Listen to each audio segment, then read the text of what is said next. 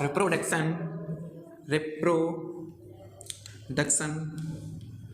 In amoeba. किसमें पढ़ेंगे? Amoeba में किस प्रकार से रिप्रोडक्शन होता है। रिप्रोडक्शन मेनली दो प्रकार का होता है। रिप्रोडक्शन हम देखें तो मेनली दो प्रकार का होता है। कितने प्रकार का होता है? दो प्रकार का। कौन सा? कौन कौन से प्रकार का होता है? First is one sexual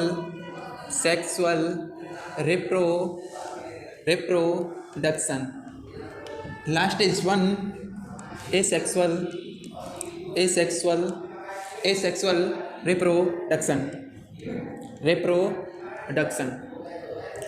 Hindi में सेक्सुअल रिप्रोडक्शन को लैंगिक जनन कहते हैं और एसेक्सुअल रिप्रोडक्शन को हिंदी में अलैंगिक जनन कहते हैं। क्या कहते हैं? अलैंगिक जनन कहते हैं। चलिए लिख लेते हैं हिंदी में, लैंगिक जनन। और एसेक्सुअल रिप्रोडक्शन को हिंदी में क्या कहते हैं? इसे कहते हैं अलैंगिक जनन।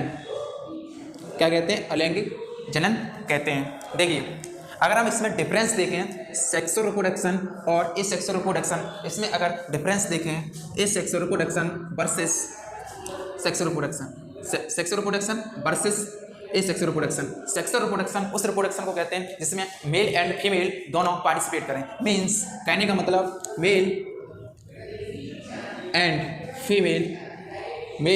एंड फीमेल दोनों मीटिंग करके अपनी प्रोजनी यानी संतान को उत्पन्न करते हैं। That is called asexual reproduction. और जिसमें एसेक्सुअल रिप्रोडक्शन वो रिप्रोडक्शन होता है जिसमें मेल ही पार्टिसिपेट करे या फीमेल ही रिप्रोडक्शन पार्टिसिपेट करे। मतलब कहने का मतलब ये है कि उसमें एक जीव के थ्रू रिप्रोडक्शन हो जाता है, उससे अपनी जैसी प्रजाति उत्पन्न हो जाती है। किसमें? एसेक्सुअल रिप्रोडक्शन में। मान लीजिए ये मेल है, मेल से अपनी जैसी प्रजाति प्रोड्यूस हो जाए, that is called asexual reproduction. And female से अपने जैसी प्रजाति उत्पन्न हो जाए, that is called asexual reproduction यानी अलैंगिक जनन। और जिसमें दोनों मादा और पिता दोनों पार्टिसिपेट करते हैं तो उसमें उसे सेक्सुअल रिप्रोडक्शन कहते हैं। I hope this point is clear. चलते हैं आगे। जो अमीबा में जो रिप्रोडक्शन होता है, अमीबा में जो रिप्रोडक्शन पाया जाता है वो सेक्सुअल रिप्रोडक्शन पाया जाता है यानी अलैंगिक जनन पाया जाता है। इस पॉइंट को 3 स्टार दे के अपनी नोटबुक में नोट कर लें। इसमें एसेक्सुअल रिप्रोडक्शन होता है अमीबा में जो एसेक्सुअल रिप्रोडक्शन होता है उसमें 4 मेथड्स होती हैं। चलिए नेक्स्ट, इसमें asexual reproduction in amoeba.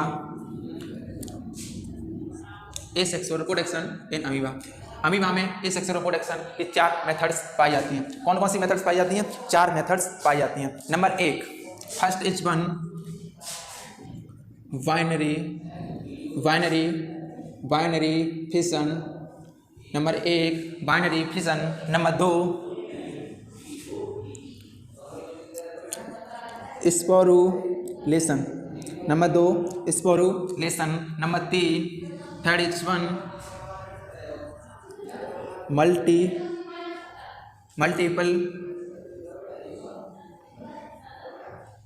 Multiple fission. Number 3 multiple fission. And last is one regeneration. Number 4 कौन सी है? रीजनरेशन। नंबर जो अमीबा में जो सेक्सुअल रिप्रोडक्शन होता है वो 4 मेथड से होता है यानी 4 विधियों के द्वारा होता है। जो पहली है binary fission, number 2 sporulation, number 3 multiple fission और नंबर 4 रीजनरेशन। हिंदी में लिखें तो इसे हिंदी में द्वैविभाजन कहते हैं। द्वैविभाजन। इसे स्पोरुलेशन को बीजाणु जनन कहते हैं और मल्टीपल फिजन को मल्टीमिस भाव विभाजन कहते हैं। रीजनरेशन को हिंदी में पुनरुद्ध भवन कहते हैं। चलिए सबसे पहले हम देखते हैं बाइनरी फिशन किस प्रकार से होता है। बाइनरी फिशन हम देखें, यहाँ मेरी निकालें, बाई मिस 2 TWO2 यानी 2, फिजन मिस विभाजन। जो बाइनरी फिशन अमीबा में जो बाइनरी फिशन होता है एक सिंपल सेल की तरह होता है यानी binary fission like cells and divided into 2 cells यानी जो माइटोसिस माइटोसिस एक सेल डिवीजन होता है। उसी प्रकार से अमीबा में भी बाइनरी फिशन होता है। Binary fission known as mitosis हम कह सकते हैं। जो द्वि विभाजन होता है वो सूत्री विभाजन के समान होता है। हिंदी में इसे सूत्री विभाजन कहते हैं। हिंदी में इसे सूत्री विभाजन कहते हैं। यानी एक सूत्री विभाजन किस प्रकार से होता है, ये सेल्स है। चलिए देखिए, ये आपकी सेल्स है, सिंपल सेल जो नॉर्मल सेल्स होती है, यूकैरियोटिक सेल्स हमने ये ले ली। ये सेल्स ने अपना आकार बढ़ाया और ये डिवाइड हो गई दो डॉटर सेल्स में। कितनी? दो डॉटर सेल्स में ये डिवाइड हो गई। इससे एक सेल से दो सेल्स बन जाती हैं, तो उसे सूत्री विभाजन या इंग्लिश में माइटोसिस कहते हैं। क्या कहते हैं? माइटोसिस कहते हैं। इसमें नंबर ऑफ क्रोमोसोम सेम रहते हैं और इससे दो सूत्री या दो पुत्री कोशिकाएं प्रोड्यूस होती हैं, यानी बनती हैं। इसमें मान लीजिए क्रोमोसोम n, तो इसमें भी 2n रहेगा, इसमें भी 2n, इसमें भी 2n होगा। मान लीजिए इसमें क्रोमोसोम की संख्या 16 है, क्रोमोसोम की संख्या इसमें 16 है, इसमें भी 16 होगी और इसमें भी 16 होगी। इस प्रकार से ये सूत्री विभाजन होता है। अमीबा में भी कुछ इस प्रकार से होता है। अब देखते हैं अमीबा में किस प्रकार से विभाजन होता है, यानी द्वि विभाजन होता है। जो बाइनरी फिशन होता है, ये आपका अमीबा है, ये डिवाइड हो गया, ये डिवाइड दो डॉटर अमीबी सेल्स में डिवाइड हो गया। ये एडल्ट अमीबा है। एडल्ट अमीबा से दो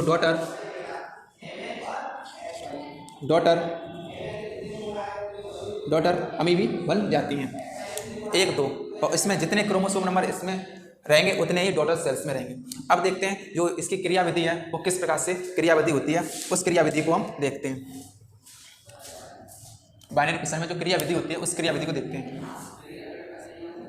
देखिए, सर्वप्रथम जो माइटोसिस की पहले प्रोसेस लिखते हैं हम, तो माइटोसिस में जो अवस्थाएं पाई जाती हैं वो कुछ इस प्रकार से होती हैं।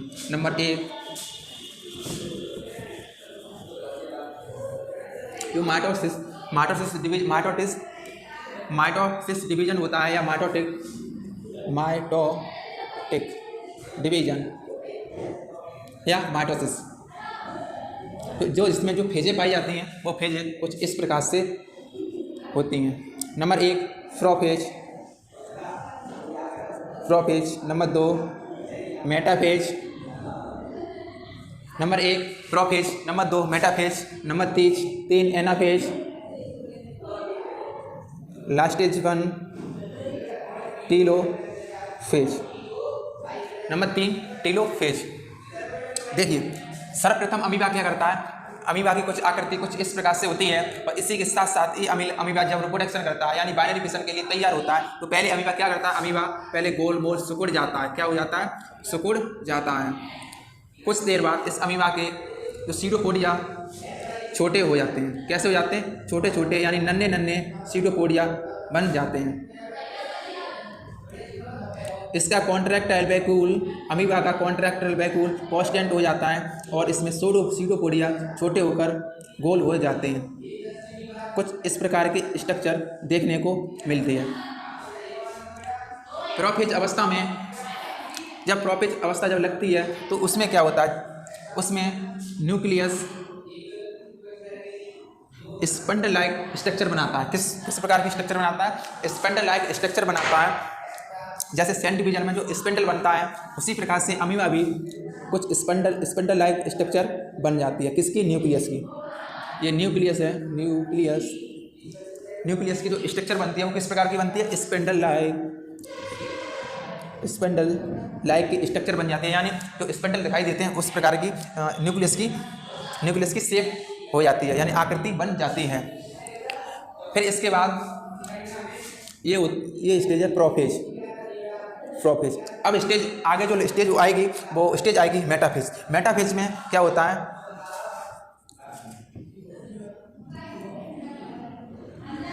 मेटाफेज में क्या होता है? जो न्यूक्लियस होता है, न्यूक्लियस डिवाइड होने लगता है। न्यूक्लियस कैसे होने लगता है? डिवाइड होने लगता है। जब न्यूक्लियस डिवाइड हो जाता है तो इन्हें ही डॉटर न्यूक्लियाई कहते हैं। क्या कहते हैं? डॉटर न्यूक्लियाई कहते हैं, यानी इन्हें ही पुत्री पुत्री केंद्रक कहते हैं। क्या कहते हैं? पुत्री केंद्रक कहते हैं, यानी इनके ये पुत्री केंद्रक कहलाते हैं। ये अवस्था मेटाफेज को में देखने को मिलती है। कहाँ मिलती है? ये अवस्था मेटाफेज में देखने को मिलती है। इसी के साथ साथ अब जो अगली अवस्था आएगी वो आएगी एनाफेज। कौन सी अवस्था आएगी? एनाफेज। एनाफेज अवस्था, चलिए मिटा देते हैं। चलिए यहाँ देखिए, तो एनाफेज अवस्था आएगी। एनाफेज में क्या होता है? एनाफेज में ये आपका अमीबा सेल्स है और एनाफेज में जो बट जाते हैं और एनाफेज में ये अपोजिट पोल के पास न्यूक्लियस पहुंच जाते हैं। कहाँ पहुंच जाते हैं? अपोजिट पोल के पास न्यूक्लियस पहुंच जाते हैं।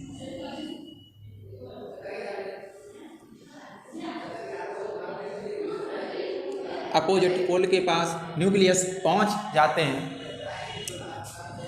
अब इसके बाद जो स्टेज आती है उस स्टेज को टीलोफेज कहते हैं।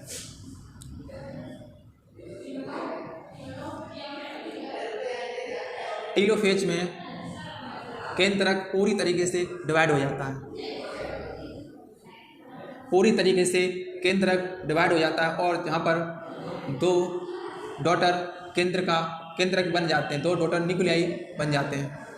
DAUGHTR डॉटर न्यूक्लियाई बन जाते हैं। क्या बन जाते हैं? दो डॉटर न्यूक्लियाई बन जाते हैं। इसके बाद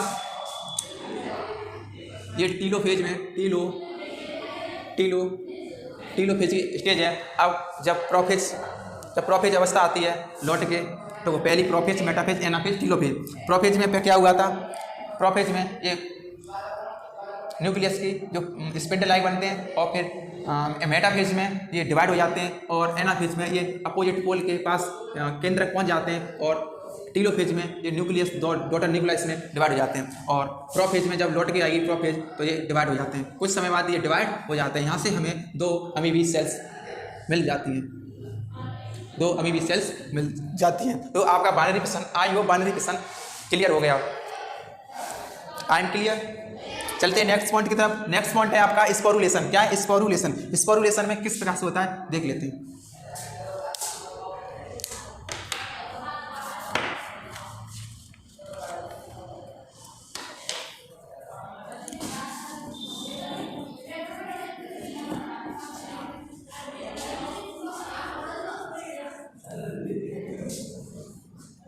चलिए स्पोरुलेशन देखते हैं। स्पोरुलेशन किस प्रकार से होता है।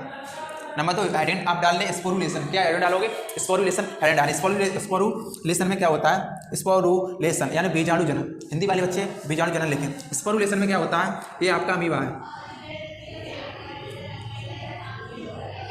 अमीबा के अंदर न्यूक्लियस होगा। न्यूक्लियस क्या करता है? न्यूक्लियस हमारी पूरी सेल को कंट्रोल करता है। क्या करता है? पूरी सेल को कंट्रोल करता है। क्या करता है? कंट्रोल करता है। जब स्पोरुलेशन की जब स्टेज आती है तब ये कहता है इसकी जो न्यूक्लियस है ये आपका क्या है? न्यूक्लियस। इसे हिंदी में केंद्रक कहते हैं। क्या कहते हैं? केंद्रक कहते हैं।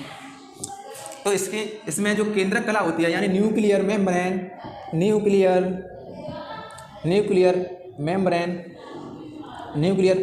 क्या हो जाती है? टूटने लगती है। क्या होती है? टूटने लगती है और साइटोप्लाज्म में तितर-बितर हो जाती है। इसमें जब न्यूक्लियस मेम्ब्रेन जब टूट जाएगी तो इसमें प्रेजेंट क्रोमेटिड जो डीएनए होते हैं यानी क्रोमेटिड के जो धागे होते हैं वो साइटोप्लाज्म में तितर-बितर हो जाते हैं। मान लीजिए टूट गई, फिर इसमें जो क्रोमेटिन के जो धागे आ गए, इसके बाद ये क्रोमेटिन के जो धागे होते हैं वो दो या तीन जीपी का मतलब है ग्रुप में ये अपना ग्रुप बना लेते हैं और पूरे साइटोप्लाज्म में बट जाते हैं। कहाँ पर? साइटोप्लाज्म में बिखर हो जाते हैं। जैसे एक यहाँ से न्यूक्लियर मेम्ब्रेन टूटी, फिर इसमें जो क्रोमेटिन है वो साइटोप्लाज्म में आ जाते हैं। साइटोप्लाज्म में आने के बाद ये अपना ग्रुप बना लेते हैं। किसी ने 3 का ग्रुप बना लिया, किसी ने 4 का ग्रुप बना लिया। जनरली 2 या 3 का ग्रुप बनाते जाते हैं। 2 का ग्रुप बना लिया इन्होंने, 3 का ग्रुप बना लिया। इसके बाद क्या होता है? फिर इसमें इसके 2 ग्रुप बना लिया। उसके बाद ये न्यूक्लियस एक बाउंड्री बन गई, इसके अंदर एक आवरण बन जाता है। फिर ये अपने इस प्रकार से आवरण बन जाता है और इसी को स्पोरुलेशन बोलते हैं। जो क्रोमेटिन टूटे, क्रोमेटिन साइटोप्लाज्म में बिखर गए, उसके बाद जो ग्रुप इन्होंने 2 का 3 का ग्रुप बनाया था क्रोमेटिन ने, तो वो और यहाँ से कवर हो गए। तो इस प्रकार से पूरी अमीबा में, पूरे साइटोप्लाज्म में इस प्रकार के 500 से 600 कितने 500 से 600 लगभग इस प्रकार के ग्रुप बन जाते हैं। इसी को स्पोरुलेशन कहते हैं। क्या कहते हैं इसे स्पोरुलेशन कहते हैं। और ये छोटे छोटे ये क्या बन जाते हैं, न्यूक्लियाई बन जाते हैं, छोटे छोटे न्यूक्लियाई बन जाते हैं। न्यूक्लियाई जब न्यूक्लियाई बन जाते हैं, जब एक फिर इसके बाद क्या होता है, जब ये पूरी तरीके से मैच्योर हो जाते हैं तो ये बस्ट होकर के ये बिखर जाते हैं और यहाँ से पूरी अमीबा सेल्स बन जाती है। तो आई होप स्पोरुलेशन आपको आसानी से समझ में आ गया होगा। एक बात और मैं आपको बताऊं, जब ये किस प्रकार से बिखरते हैं, इनके बिखरने की मैकेनिज्म हम देखें तो जैसे मान लीजिए अमीबा जब अपनी फेवरेबल कंडीशन में आता है तो जो इसकी जो प्लाज्मा लेमा है, ये प्लाज्मा लेमा होती है, प्लाज्मा लेमा इसे बोलते हैं, outer membrane of amoeba is known as plasmalemma. जब प्लाज्मा लेमा तो वाटर को एब्जॉर्ब कर लेती है। ये बस्ट होने के साथ साथ ये दूध के ग्रुप न्यूक्लियाई के बने थे, daughter nuclei DAUGHTR daughter nuclei बने, वो एक अपना एडल्ट अमीबा में चेंज हो जाते हैं। क्या टोटल अमीबा में चेंज हो जाते हैं। अब देखते हैं मल्टीपल फिशन में किस प्रकार से होता है, देखते हैं। चलिए मल्टीपल फिशन देखें यानी भाव विभाजन, हिंदी में कहते हैं भाव विभाजन, यानी यहाँ बहुत सारे विभाजन होते हैं। देखिए सर्वप्रथम क्या होता है, जब अनफेवरेबल कंडीशन आती है अमीबा के लिए, जैसे अपने लिए अनफेवरेबल कंडीशन आती है, यानी झाड़े हो गए तो अपने तो इंसान क्या करता है, स्वेटर पहनता है। इसी प्रकार से जब अनफेवरेबल कंडीशन यानी अनुकूल वातावरण इसके लिए अमीबा के लिए नहीं रहता है तो ये करता है, ये अपनी 3 लेयर्स प्रोड्यूस करता है। यहाँ अपनी तीन लेयर बनाता है। देखिए बहुत से इन लेयर को सिस्ट बोलते हैं। क्या बोलते हैं, सिस्ट बोलते हैं। और ये आपका अमीबा है। तो एक्चुअली होता क्या है, इसी के अंदर ये न्यूक्लियाई, फिर इसी में तो स्पोरुलेशन की प्रक्रिया होती है। उसी प्रकार से इसके अंदर स्पोरुलेशन बनते ही रहते हैं। क्या होते रहते हैं, स्पोरुलेशन बनते ही रहते हैं। इसमें भी माइटोटिक डिवीजन होता रहता है इस सेल के अंदर। इसमें नॉर्मली में क्या होता है, इसमें जो सेल जो बाइनरी फिशन होता है उस प्रकार से डिवीजन होता रहता है किसमें, अमीबा सेल्स में। और ये अपने आउटर सरफेस पर एक सिस्ट लाइक एक तो 3 लेयर होती है, 3 लेयर को बनाता है। क्यों बनाता है, इस लेयर को बनाने का मतलब इसका मेन मकसद होता है रिप्रोडक्शन करना, यानी जनन करना। इस जनन इसलिए बनाता है, ये अपने जब अनफेवरेबल कंडीशन होती है, यानी जब अनुकूल वातावरण नहीं होता है तब ये लेयर बनाता है। फिर उसमें बाइनरी फिशन होता है। बाइनरी फिशन यानी इसमें माइटोसिस होता है। क्या होता है, माइटोसिस होता है, माइटोटिक डिवीजन या माइटोसिस बोल सकते हैं, एक ही बात होती है, यानी सूत्री विभाजन इसके अंदर होता रहता है। फिर जब इसके बाद इसी में बहुत सारे विभाजन होते होते जब ये पूरा भर जाता है और जब फेवरेबल कंडीशन आती है तो ये यहाँ से अमीबा बाहर निकलने लगते हैं। इस प्रकार से ये छोटे छोटे नन्हे अमीबा बाहर निकलने लगते हैं और ये अमीबा कंप्लीट अमीबा में चेंज हो जाते हैं, यानी पूरा अमीबा एडल्ट अमीबा बन जाता है। I hope this point is clear. I next let's come two point. अब चलते हैं रीजनरेशन क्या होता है। रीजनरेशन हम देखें, अमीबा में रीजनरेशन की जो पावर होती है वो क्षमता बहुत अधिक होती है। देखते हैं रीजनरेशन किस प्रकार से होता है। मान लीजिए ये आपका अमीबा है, तो अमीबा में न्यूक्लियस होता है। मान लीजिए अमीबा किसी प्रकार से यहाँ से कट गया, यानी किसी प्रकार से फ्रैक्चर हो गया, और क्या होता है आगे चल के इसमें अगर न्यूक्लियस रहेगा तो दूसरा अमीबा बन जाता है। क्या दूसरा अमीबा इसमें बन जाता है। अगर मान लीजिए इसमें अगर न्यूक्लियस, मान लीजिए एक टुकड़ा इसमें न्यूक्लियस एब्सेंट है, इसमें न्यूक्लियस नहीं है, तो वो टुकड़ा क्या हो जाएगा, वो टुकड़ा नष्ट हो जाएगा। और जिस टुकड़े में न्यूक्लियस यानी केंद्रक प्रेजेंट रहेगा वहाँ से अपना एक नया अमीबा बन जाता है। जहाँ से आप एक पॉइंट और क्लियर कर सकते हैं, जैसे अमीबा अमर रहता है, तो इसी प्रकार यहाँ से आप प्रूव कर सकते हो कि अमीबा कभी मरता नहीं है या अमीबा अमर है। इस प्रकार से आप एक्सप्लेन कर सकते हो। बस शर्त इसमें ये है, उसमें केंद्रक होना चाहिए। माने किसी प्रकार से इसमें टच होकर फ्रैक्चर या किसी प्रकार से टच होकर बस्ट हो गया, तो जहाँ पर केंद्रक प्रेजेंट होगा तो उस जगह से या उस स्थान से या उस फीस से क्या बन जाएगा, नया एडल्ट अमीबा बन जाएगा। आई होप ये चारों मेथड्स आपको समझ में आसानी से